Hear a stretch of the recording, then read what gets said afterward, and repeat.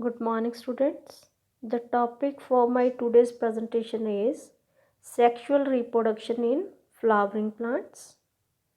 So, in this chapter, we will cover the flower, a fascinating organ of angiosperms, pre-fertilization, structure and events, double fertilization, post-fertilization, structure and events, apomixis, and polyembryony. In this presentation, we will understand the morphology, structure and the process of sexual reproduction in the flowering plants known as the angiosperms. So flowers, first of all, the morphology of flower, this is the longitudinal section of flower.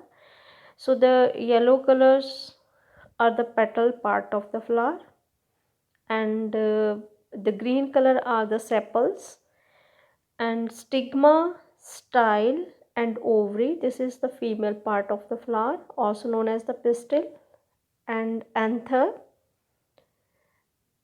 with filament is known as the male part of the flower.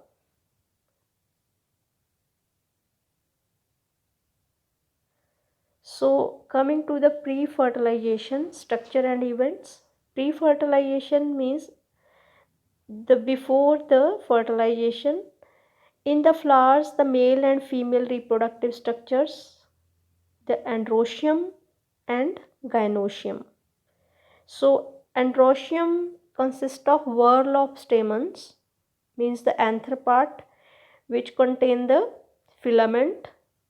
Anther and filament together known as the stamen. So the whole whorl of stamen in a flower is known as the androecium, and it represents the male reproductive organs in the plants, and gynoecium, stigma, style and ovary, that is the female part. So this is known as the gynoecium collectively. The anthers contain the pollen grains. So the anther and filament together, this is known as the stamen. And stamen,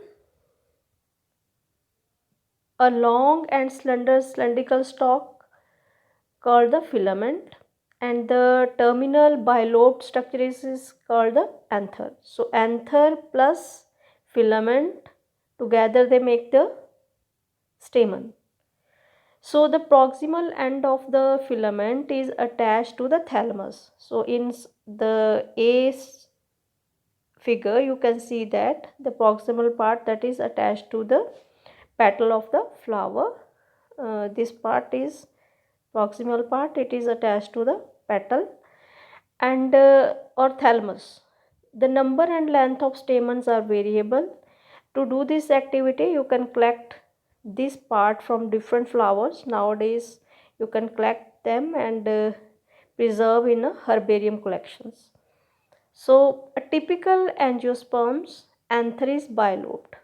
So this is bilobed, and each lobe has two theca. That's why it's known as the diathecious. And after a longitudinal groove runs lengthwise separating the theca. So this is the bilobed nature of the anther is very distinct in the transverse section. So this is pollen grain sac containing the pollen grains, and that is separated by a line of dehiscence. So the anther is a four-sided or tetragonal structure. So it is also made up of four microsporangia located at the corner, two in each lobe. See, so these are the four microsporangia. The microsporangia develop further and become pollen sac. So this is pollen sac, and the now in next slide you can see the structure of microsporangium. Microsporangium, it is made up of four wall layers, that is epidermis, endothecium, middle layers and the tapetum. The first three layers give the, this is In this section, the slide, you can see it very clearly that the epidermis, endothecium, it provides the protection to the pollen grains, and the last one, that is tapetum, this provide the nourishment to the pollen grains. And there is also middle layers in between, and in between there are the connective tissues. So in C you can see the mature anther. And then coming to the structure of pollen grain. Pollen grain are generally spherical, and its measurement is 25 to 50 micrometer in diameter.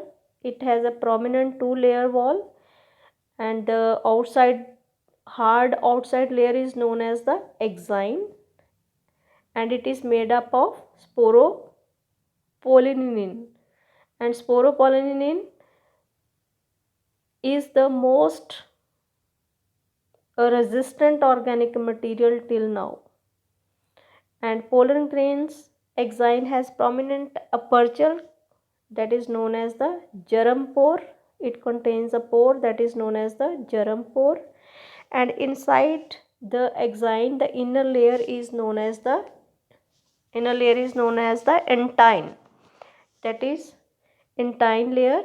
And the cytoplasm of the pollen grains is surrounded by a plasma membrane, and when the pollen grain is mature, it contains two cells. You can see in the B, vegetative cells and the generative cells. When vegetative cells and generative cells are produced in the pollen, that means now cell is mature, pollen is mature. So the generative cell is small and float in the cytoplasm of the vegetative cells, and comparatively vegetative cell is bigger than the generative cells. So pollen grains of many species cause severe allergies also. It causes asthma and bronchitis, and main example is the Parthenium grass, or it is also known as the carrot grass, and this causes the allergy due to its pollen grains in the human beings. And not only pollen grains are bad, there are some are good, as rich in nutrients also. So nowadays people use this as a food supplements. Now come the pistil, or ovule or megasporangium and embryo sac. So pistil, it is made up of